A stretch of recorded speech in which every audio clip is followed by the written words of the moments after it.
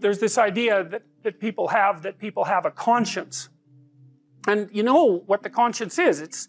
It's this feeling or voice you have in your head just before you do something that you know is stupid, telling you that probably you shouldn't do that stupid thing. You don't have to listen to it, strangely enough. But you go ahead and do it anyways, and then, of course, exactly what the conscience told you was going to happen inevitably happens, so that you feel even stupider about it than you would if it happened by accident. Because you know, I knew this was going to happen, I got a warning it was going to happen, and I went and did it anyways. And the funny thing too is that conscience operates within people, and we really don't understand what the hell that is.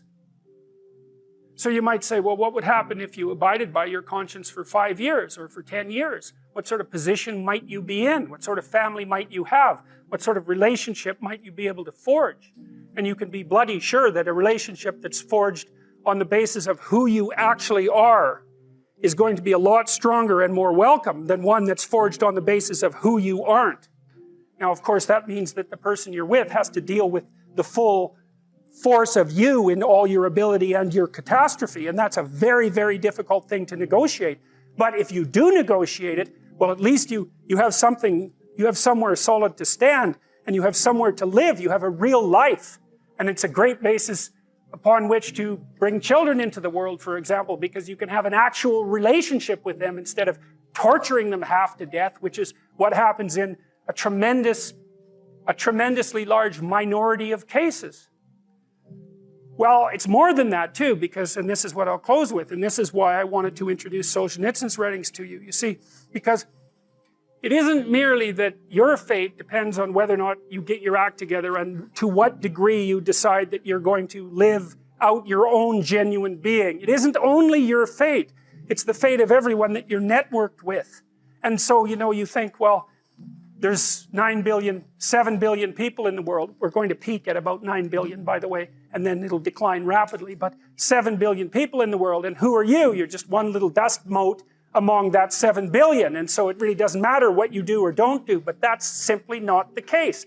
It's the wrong model, because you're at the center of a network. You're a node in a network. Of course, that's even more true now that we have social media. You'll know 1,000 people, at least over the course of your life.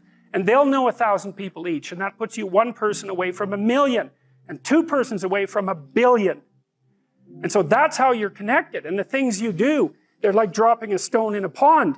The ripples move outward, and they affect things in ways that you can't fully comprehend, and it means that the things that you do and that you don't do are far more important than you think. If you can teach people to stand up in the face of the things they're afraid of, they get stronger. And you don't know what the upper limits to that are, because you might ask yourself, like, if for 10 years, if you didn't avoid doing what you knew you needed to do, by your own definitions, right, within the value structure that you've created to the degree that you've done that, what would you be like? Well, there are remarkable people who come into the world from time to time, and there are people who do find out over decades-long periods what they could be like if they were who they were, if they spoke their being forward. And they get stronger and stronger and stronger, and we don't know the limits to that. We do not know the limits to that. And so you could say, well, in part, perhaps the reason that you're suffering unbearably can be left at your feet, because you're not everything you could be, and you know it. And of course, that's a terrible thing to admit, and it's a terrible thing to consider, but there's real promise in it, right? Because it means that perhaps there's another way that you could look at the world, and another way that you could act in the world, so what it would reflect back to you would be much better than what it reflects back to you now.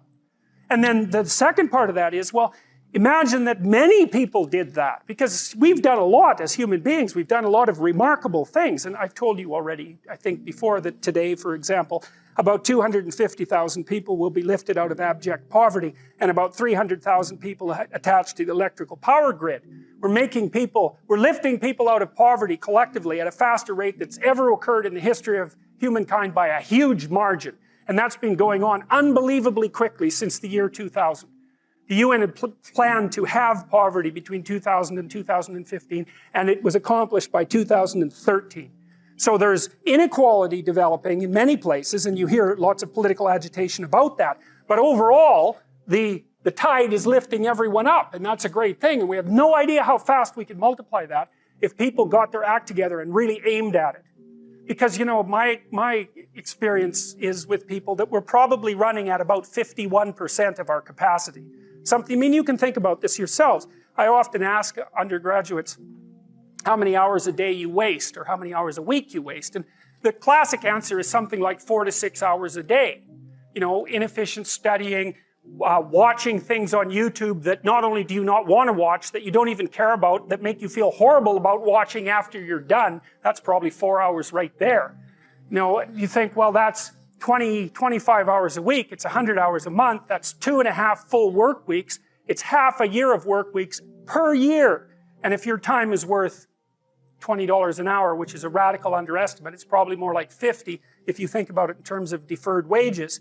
If you're wasting 20 hours a week, you're wasting $50,000 a year. And you are doing that right now. And it's because you're young, wasting $50,000 a year is a way bigger catastrophe than it would be for me to waste it, because I'm not going to last nearly as long. And so if your life isn't everything it could be, you could ask yourself, well, what would happen if you just stopped wasting the opportunities that are in front of you? You'd be who knows how much more efficient. 10 times more efficient. 20 times more efficient. That's the Pareto distribution. You have no idea how efficient people get. It's off the charts.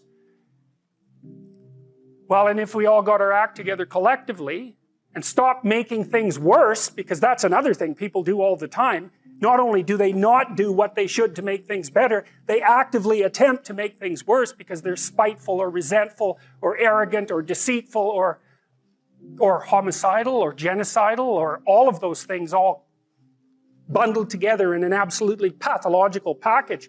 If people stopped really, really trying just to make things worse, we have no idea how much better they would get just because of that.